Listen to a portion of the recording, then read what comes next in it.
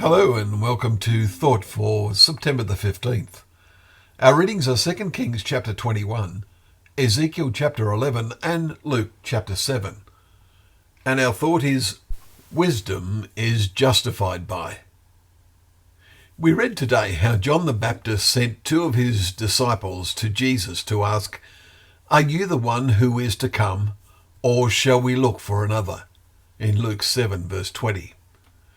We remember when we read chapter 3 how John responded when all were questioning in their hearts concerning John whether he might be the Christ. He had said, "He who is mightier than I is coming. His winnowing fork is in his hand to clear his threshing floor and to gather the wheat into his barn. But the chaff he will burn with unquenchable fire." Verses 16 and 17. John's words were true. He was quoting somewhat from Psalm 1 verse 4 and Micah chapter 4 verse 12. But it had not been revealed to him that the Messiah was coming twice. His second coming, we anticipate will occur soon, will witness these events happening. The response of Jesus to John's messengers is not a straightforward yes or no. He says to them, "Go and tell John what you have seen and heard.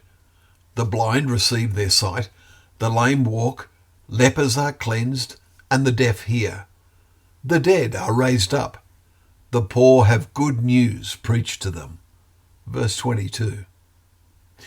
What would John have made of this reply?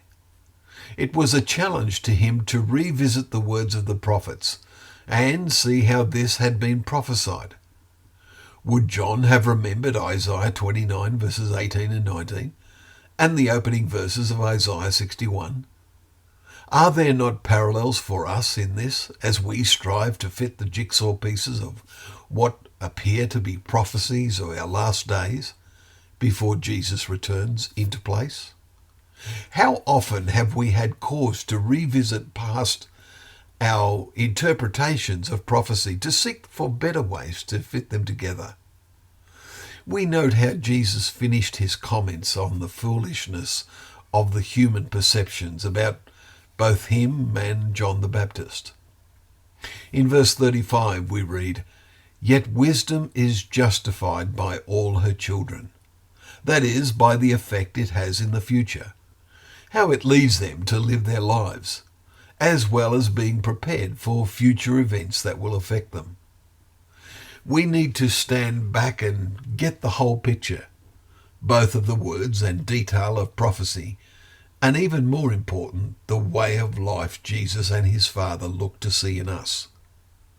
The final verse of Hosea's prophecy provides an appropriate finish to our thoughts. "Whoever is wise, let him understand these things. Whoever is discerning, let him know. For the ways of the Lord are right, and the upright walk in them, but transgressors stumble in them." Well, thank you once again for joining me for Thought for the Day, where together we can open up the pages of God's Word. Remember, that Word is a lamp to our feet and a light to our path.